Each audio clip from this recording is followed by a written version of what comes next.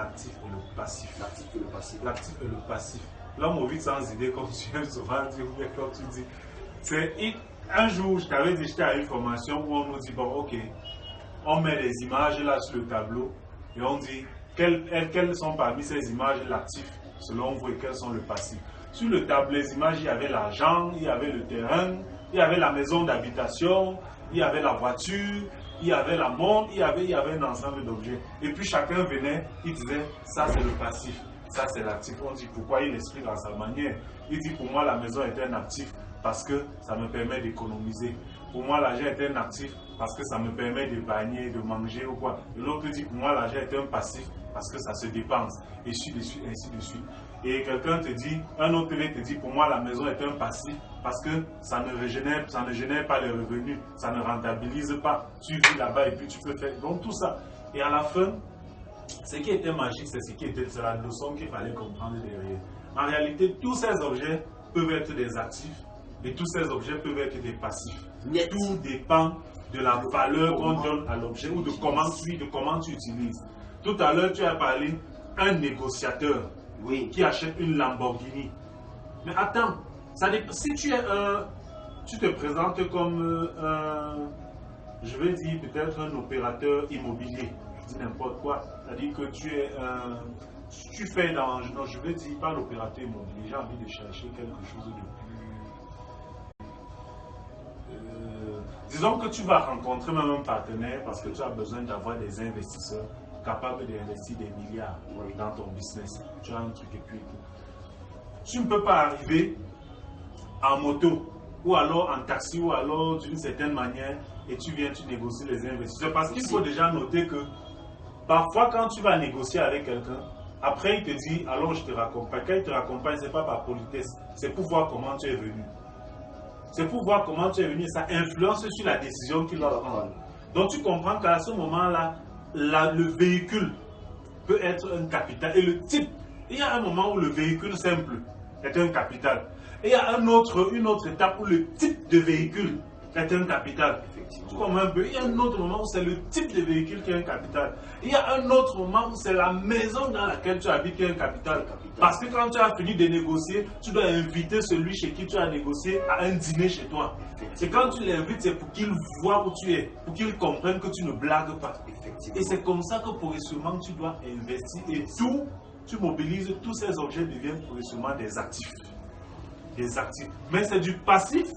Lorsque tu es peut-être un fonctionnaire ou alors tu décroches un travail où on te donne 800 000 francs le mois, tu es content que wow, j'ai brisé, ma vie a changé. Et puis directement tu pars, tu t'achètes une RAV4 juste pour gonfler, pour rouler avec et dire que voilà, tu as brisé. Tu pars, tu te lances une grosse maison, bien tu loues. Tu t'en viens toujours à ce qu'on appelle à la compréhension de la notion de l'actif et du passif. Voilà. Parce qu'il y a des gens, quand tu vas à ce moment vouloir acheter la voiture, ils vont te dire que ce sont des dépenses inutiles, que la voiture ça s'entretient, on va voir ça comme ça. Et si tu calcules mal, tu peux avoir l'impression que ce sont eux qui ont raison. Par contre, les dépenses en taxi pour ce genre de distance sont énormes. Parce que dans la dépense, il n'y a pas que les dépenses matérielles, financières, il y a aussi les dépenses temps. Il y a les dépenses techniques, tu as dit.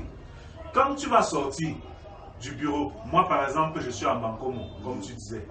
Quand je vais quitter, je vais aller au travail, je dois commencer à m'apprêter à 5 h du matin pour pouvoir sortir à 6 h, pour éviter l'embouteillage. Quand j'arrive, je travaille. Quand je finis le boulot à 16 h, le temps de 16 h pour arriver à la maison, j'arrive peut-être à 19 h.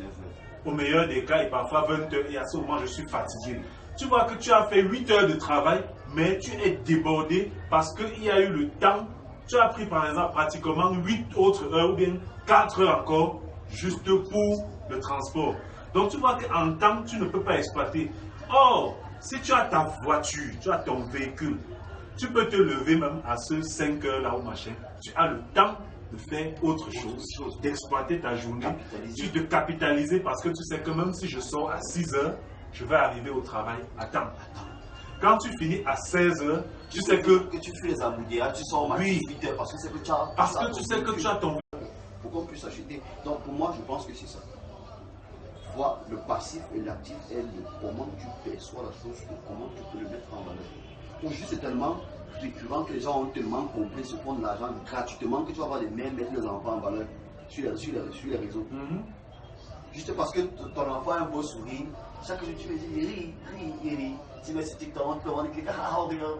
Ça donne l'argent. Ça donne l'argent. Au point où j'ai vu une personne qui met le fait qu'il s'occupe de sa grand-mère comme étant un actif. Un actif, bien sûr.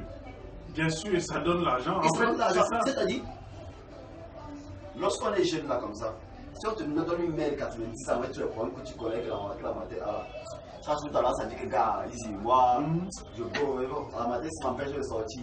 Le gars peut te dire, ok, moi je fais le contraire. Il vient avec son téléphone. Il fait une grand-mère, tu es où? Ah, maintenant tu peux te nettoyer les ongles, n'est-ce pas? Il dit, oh, petit billet, grand-mère, je vais te brosser les dents. Ah, grand-mère, fais cacao. Il nettoie et tout, il envoie. Et de l'empathie, les choses, ça lui fait avoir des vues. Et ça lui donne de l'argent, tu ne peux même pas imaginer. Là, ça devient un actif. Ça devient Est-ce que c'est un point passé? Ce n'est que la perception. Ce n'est que la perception en réalité. Tout peut être actif, Tout peut être actif. tout peut être passif. Tout dépend vraiment de la valeur que tu donnes à la chose. Si tu restes parce que le iPhone 14 est sorti, tu dis je vais acheter mon iPhone 14 pour les